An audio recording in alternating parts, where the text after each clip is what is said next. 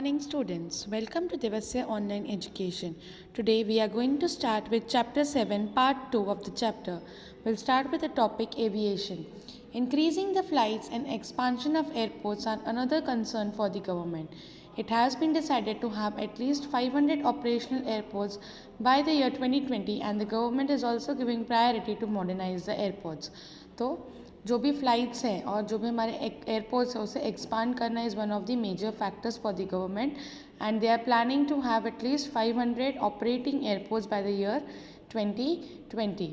Transportation is changing. Earlier we were using basically bullock carts, auto rickshaws and usage of animals was much for transportation, but now it has been changed to trains, aeroplanes and jets. The globalization of market and international economy integration has led to growth of transport industry.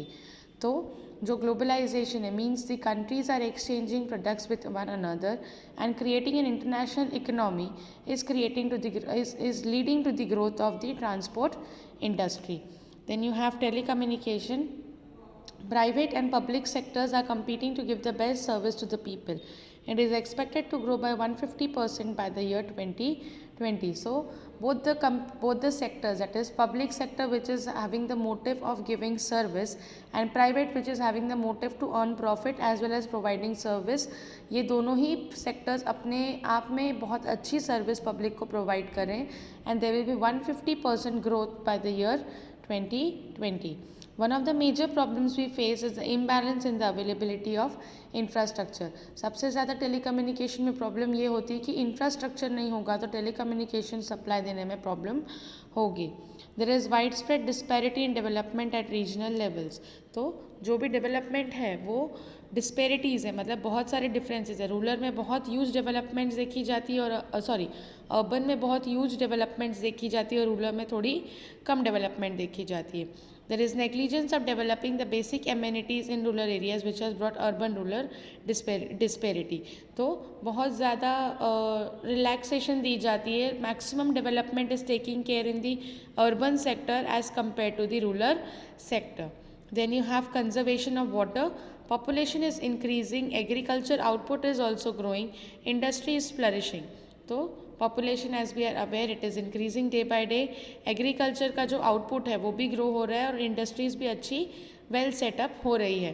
Due to this the demand for water is also increasing which is scarce. तो ये industries हो या agriculture sector हो, they need water for cultivation but water is not in a proper quantity. उसकी quantity जो है वो काफ़ी कम है. Monsoon failure and climatic changes reduces the supply of water. तो बारिश नहीं आना टाइम पर और बहुत सारे क्लाइमेटिक चेंजेस की वजह से there is less amount of water available. Industrial pollutants spoil the water. जो भी इंडस्ट्रीज से या फैक्ट्री से जो भी वेस्ट निकलता है या केमिकल्स निकलते हैं that are all been drain out in the water, so that is creating water pollution. Industrial pollutants spoil the water. Water contamination leads to waterborne diseases. जब वाटर खराब हो जाएगा तो it will lead to many of the waterborne diseases. Then you have education. Government has played important role in the spread of education in India.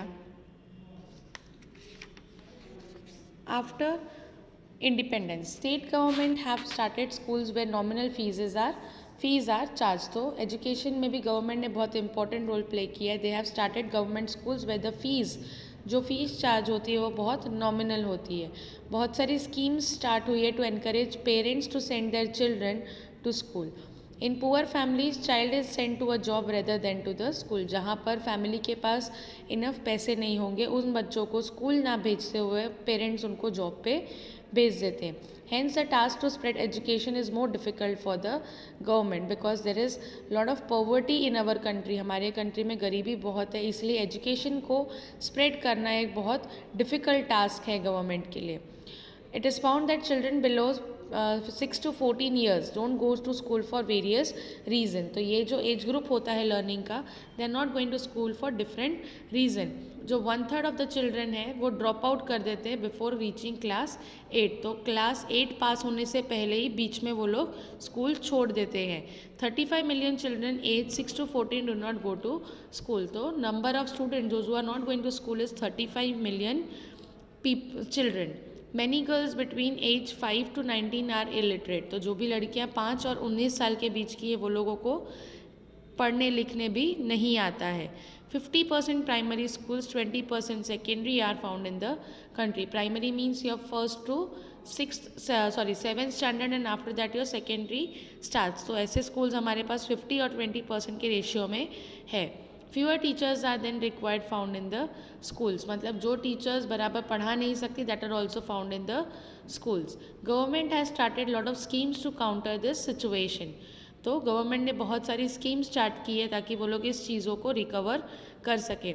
19.9 is the planned expenditure for future of education. तो जितना भी पैसा हमारी country के पास आता है उसका 19.9% they are using for the education of the students और the children of our country.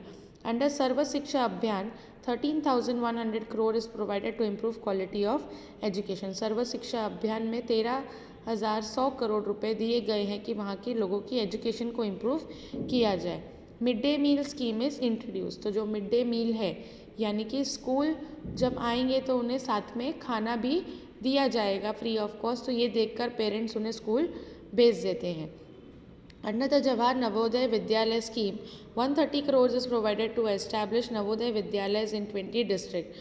Funds are provided to establish Vidyalaya in backward areas. तो नवोदय विद्यालय भी बनाए गए हैं और इसमें इनकी जो टोटल इन्वेस्टमेंट है that is 130 crores and 20 schools को डिस्ट्रिक्ट में 20 डिस्ट्रिक्ट में नवोदय स्कूल्स खोलने के लिए बोला है. और उसके अलावा फंड्स प्रोवाइड किए गए हैं ताकि ज़्यादा से ज़्यादा स्कूल गांव और छोटे इलाकों में खुले. Then the next is health. Though the mortality rate has decline but the rural health care can not be neglected. भले डेथ रेट हमारे यहाँ पर कम हो गया है बट हम लोग जो हेल्थ है लोकल लोगों की उसे हम लोग नेग्लेक्ट नहीं कर सकते हैं. Government allocates funds for polio rural health schemes and improve medical facilities. तो गवर्नमेंट जो है वो पोलियो को हटाने के लिए और वहाँ पर जो हेल्थ के हॉस्पिटल्स वगैरह हैं उसे इम्प्रूव करने के लिए मेडिकल फैसिलिटीज़ प्रोवाइड करते हैं. One of the important other thing is Swachh Bharat Abhiyan. That is a step to build the public awareness about sanitation and cleanliness. तो Swachh Bharat Abhiyan is basically cleaning and maintaining hygiene around your surroundings. Then you have social challenges. In spite of all these efforts of the government to have a balanced economy, there are a lot of challenges that the government is still facing.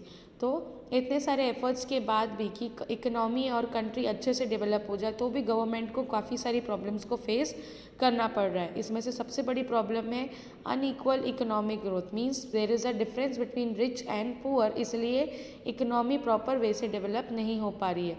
Poverty गरीबी बहुत ज़्यादा है. Growth of population is increasing day by day. Growth of slums जो छोटे छोटे areas हैं छोटे छोटे गांव में लोगों के जो रहने के स्लम्स मतलब जैसे बॉम्बे में चाली कहते हैं इसे.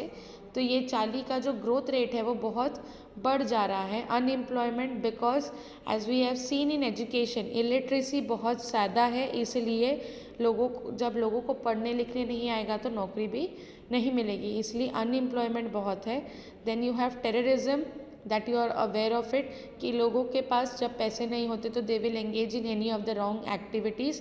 Then you have communalism means there is a difference between the different religion and caste in the society. India can rank among the most developed nations in the world provided earnest efforts are made to overcome the above challenges and concentrate on development programs. तो India एक अच्छी developed nation बन सकती है अगर हम ये efforts लें कि हम ये सारी प्रॉब्लम्स को सॉल्व कर सकें और we can concentrate on the development programs. तो जो भी ये प्रॉब्लम्स को अगर ओवरकम करेंगे तो will focus more on the new development programs. With this we complete with chapter number 7.